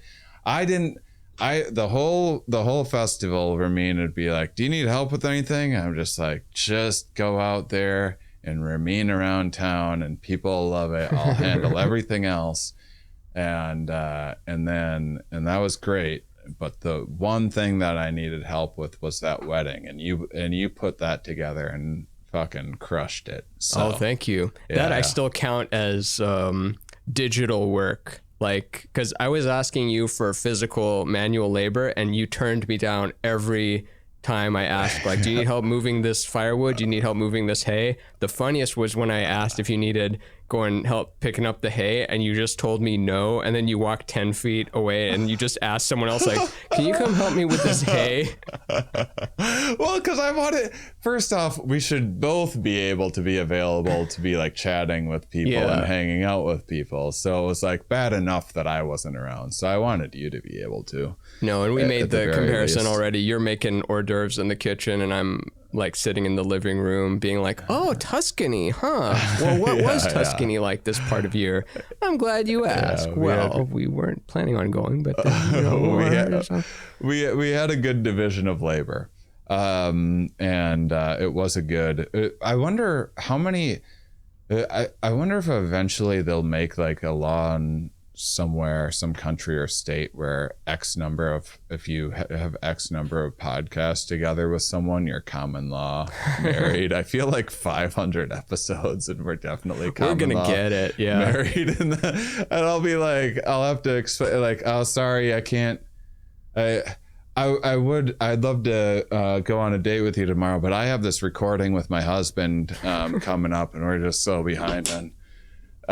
And then the mom kids that we're going to make will not be bastards. Yeah. Or bastards. Are women bastards? I don't know. It feels like a man word, a bastard. Or are they like a sistered? This is a long episode, but I'm having fun. Are you okay to do a couple more things? Yeah, we got to wrap it up. We got to not wrap it up and then end it, but we have to come to natural conclusions, you know. Oh, I have some natural conclusions for us about female bastards. We're going to look that up. And we're going to show the video of the ceremony at the end of this episode. So that's why we also got to start wrapping up our blabbing. But we've been doing short ones recently, so sometimes you get a long sode because we're having fun. So there's things like tying the knot. It was literally a knot. You would bond people's hands together, and then like rain became lucky on wedding days because it would make the knot tighter and more secure. Be like, oh, even more with the symbolism. And then in Rome, you kiss at the end of the ceremony because in Rome a kiss was legally binding. Like if you kissed someone, it's like there, well, that's that then. And cool. So you would. That's like the thou is no longer my wife, but the opposite. But here's just a fun paragraph to read. The Talmud is very strict about banning extramarital sex, but also enforcing marital sex. The Talmud even lays, am I pronouncing that right? The Talmud? I think it's Talmud, yeah. The Talmud even lays out a timetable for how often husbands should rejoice their wives. What's that? Come? Pleasure their wives. Oh, just any sort of or fun. I guess take pleasure from the I don't know, take them to bed. For men of independent means, every day. For laborers, twice a week. So Saturday and Sunday for laborers, every day for the bourgeoisie. For ass drivers, once a week. For what? I was trying to say it with a straight face. For ass drivers, once a week. Uber for drivers back then. For donkey drivers, yeah. Okay, that was Uber. Isn't it funny that Uber driver is like this historical thing? It was a taxi driver up until 10 years ago. Before that, they're ass drivers. Before that, they like just carry you. Just to use that, your next Uber driver. You know, you're carrying on a long tradition of ass driving. And then and if you are an ass driver, I imagine the ass being driven into it finds once a week to be enough. For camel drivers, once a week, and for sailors, once in 6 months. Like, you're a sailor, you should really only have sex twice a year with your wife. That's like, I think it's just a way of weeding out, you know, the lower you are in class, just like you have them have sex less by, you know, so they don't revolt. So they produce less, but also they still get to have sex. Control everything. Is that a measured phenomenon? Because just going by my feel of it, people of lower income get pregnant super easily, and then people with high income, it's like, we've been trying for 8 months and we're on in vitro and she's on this and this, and we've been trying these positions and it still doesn't take, and this miscarriage and this is ICU. But then like people who can't afford the kid, like, it just seems so easy. Yeah. It's kind of it's a funny irony there in a way. Yeah, it might have to do with pressure and stuff, and all. Yeah, I don't know. And it might not even be correct. Like, statistically, this could be full of shit. But does that not sound true? It does. I mean, stress can inhibit pregnancy, like dieting. Just being like like if you like run marathons or whatever, you've evolved to if your body doesn't have enough, like marathon runners historically have a very difficult time getting pregnant. So if you're very thin, then your body's going to be like, we don't have a lot of extra calories around here. And then additionally, if you're putting a lot of pressure on it and not having sex for funsies, it does seem like there's like female orgasm is like there's like a uptake thing that can happen during the female orgasm that potentially is like giving more sperm more chances.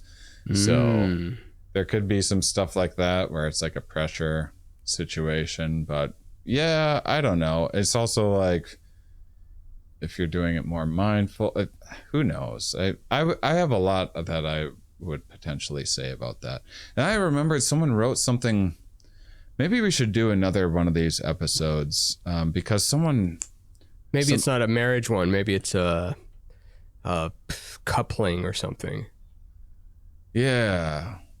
Yeah, maybe we'll do another marriage one for like November's bonus episode, because we had some people on Patreon write some renewing our vows. Cool. Yeah. Yeah, second part we could say like we're renewing our marriage episode vows. I had some more things to say for sure. There was some more stuff that I found that was interesting, and some people on Patreon said some really cool stuff that I didn't get a chance to get into. So yeah, maybe we'll do. Well, what did we say? Here's what it'll be. This was the wedding one. Then we'll do an actual like marriage life. Weddings and marriage. Yeah. Cool. So this is the weddings one we'll do. So did we miss anything wedding wise? We got bridesmaids, we got groomsmen, we've got best man, we've got the groom, we've got the father, we got the shotgun wedding, we've got the tying the knot. Well, I did think of a weird thing. So I did this like deep dive into some stuff, and it turns out you can have a posthumous or posthumous. I always want to say posthumous, but it's posthumous. Posthumous wedding. Corpse bride in France, and it started. I think there was times throughout history where you could do it for like restoring family ties or like whatever. You were being haunted by someone's ghost, so you would need to like marry them so they would stop haunting you or whatever. There'd be this and that. So this is where corpse bride comes from, maybe. Maybe, but in the I think 1950s in France, there was some dam that broke and killed like 500 people or something. There was like one of the guys was supposed to be getting married a week or two later, and the wife or the fiance,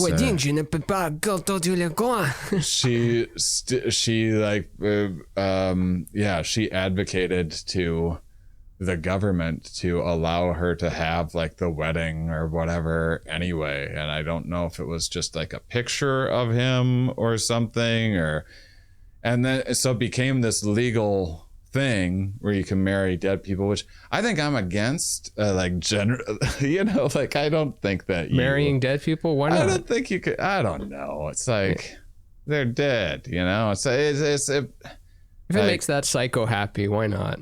Yeah, I guess. I mean, we'll keep an eye on you. I think so many things should be allowed because their corpse. If you get their corpse and you marry them, I don't think that's. I don't know.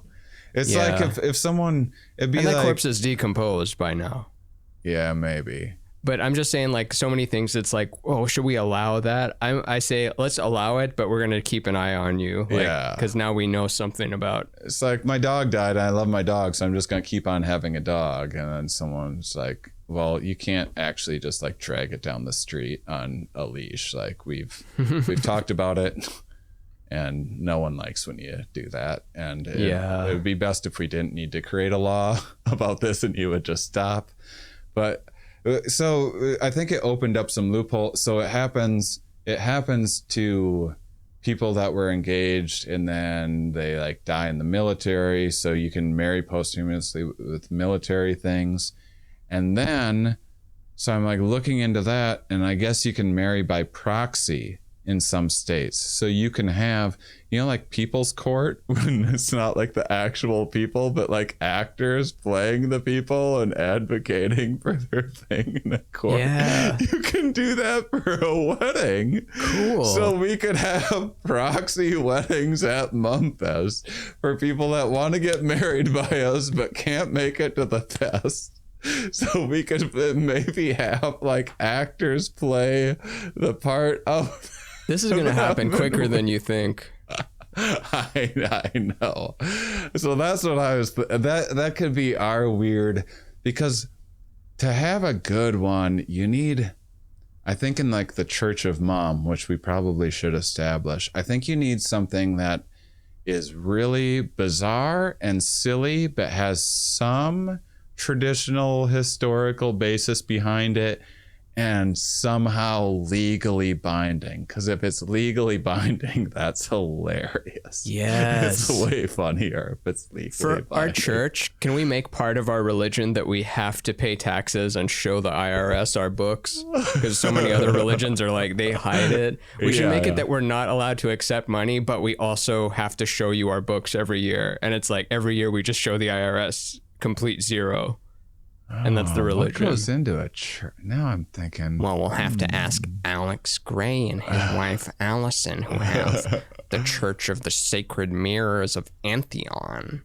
Where we're an actual religion now that doesn't pay a cent to the government, because Allah says that the self is one ever-expanding cosmic spark that doesn't need to show any books. Well, yeah. So we'll write us with your ideas for what for some fun wedding. Watch the wedding ceremony that we had. Try to think of some fun ones for next year, because I'm looking forward to the next times we marry people, because the first one was nerve-wracking and really last minute, and we threw it all together. But with a little bit of time, we could really. Our festival's already better than whatever wedding that you're gonna do. Let's face it. Yeah. And we've been to Prince Harry's wedding. We've been to David Beckham's wedding. Plus, it's a way of getting out of like bringing your grandma and like the extended relatives that, not that you don't like them or love them or whatever, but like you wouldn't invite to a party. Like you just get to invite your people that you would invite to a party, and that's your wedding party. For there, it would be fun to if you only got lookalikes too, for like for that old, bringing back that old tradition. So if you get married at MUMfest, you need to find people that are your doppelgangers. We got to get a casting director. We got to expand our team and find a casting person that can find exactly the right. That could be fun. That could be a fun tradition if you have doppelgangers. Next, we're on to something. See, we're just got to get a lot of things. We're on to a lot of things. We just got to get more ideas cooking. So leave, if you're on YouTube, Spotify, wherever it allows you to leave comments. Instagram, of course, we always love. We love hearing your ideas. Sorry, the Patreon people that wrote some awesome stuff. It'll be in the. We'll do that. I'll save it. What did they write? They just wrote "great show." And we don't even have time to say that. No, about like trials and tribulations, pros and cons of marriage. That made me come up with some. I thought there was some like great actually a sequel lot content. I thought there was a lot to dig into, and some of the some people wrote some like lengthy, thoughtful things. Have you ever noticed that men are always leaving the toilet seat up? That's the joke. Well.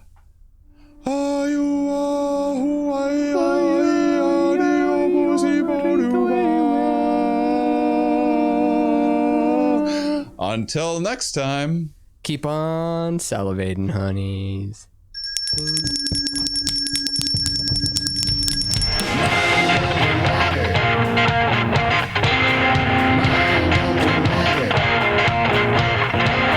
on salivating, honeys.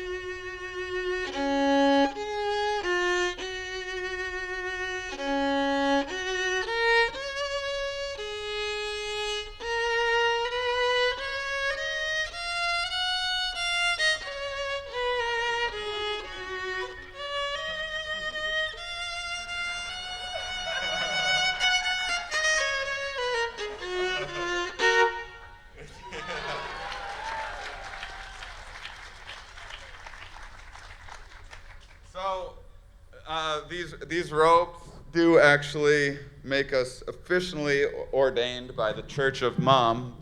By the way, we haven't filled out the paperwork for the Church of Mum, but it's a thing anyway. It's just a subjective reality.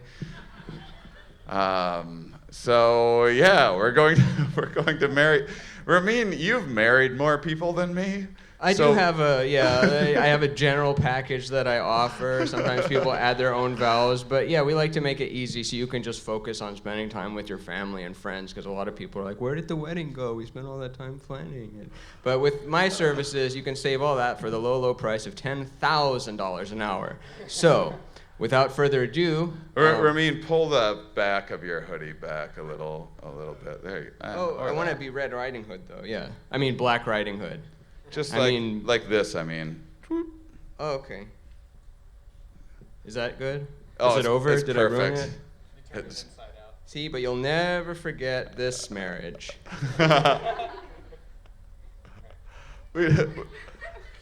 See, there it is. Perfect. Do we begin? Yeah, of course. Marriage is the biggest, most intense commitment on planet Earth. God defines marriage as, whatever I want, I am God. Feel my wrath and tremble before me. The concept of marriage was invented all the way back in 1932 by Alexander Graham Whittingberg as a method to keep chickens warm. Chickens would often freeze in the winter time with just a single person caressing them, and it was Whittingberg who experienced an aha moment, aka bicycle day, in which he asked someone to marry him, Adrian Graham Whittingberg. And ever since then, weddings have upheld, and there's never been any disputes about them, and they've been a simple procedure, kind of like penicillin. Like penicillin solved 50% of illness on Earth, and now we have weddings to solve the other 50%. So, we know you perhaps have prepared vows for yourself, but we've also prepared vows that you can say to each other. So, I'm going to turn the brightness up on my wedometer here. This is not a phone. Who would bring a phone to a wedding thing? That would be unforgivable. A weddingometer, though. All right, your vow, they're both very short. Okay. Brittney, I promise to do whatever you want, whenever you want.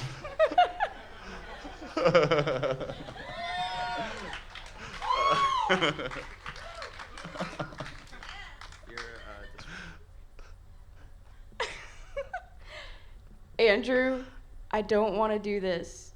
Just kidding. Will you promise to hold me when I'm sick? Yeah.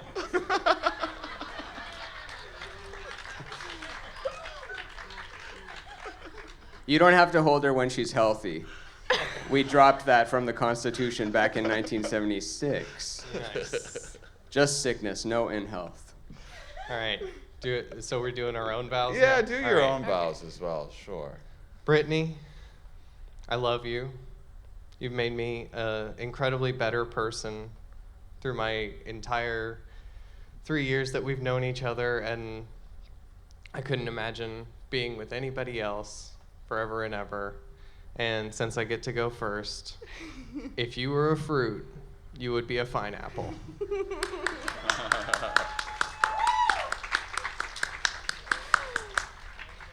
Andrew, I love you now. I love you forever. You are perfect and so pure, and I will always be beside you in your soul.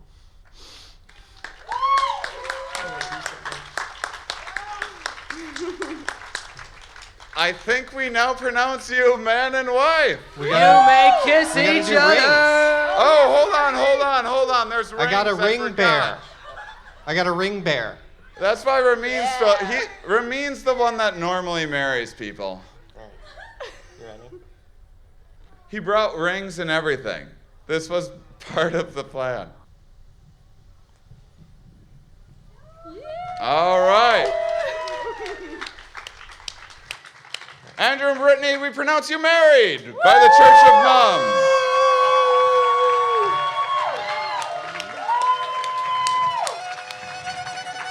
Just run down the middle. Yeah. Thank you guys so much.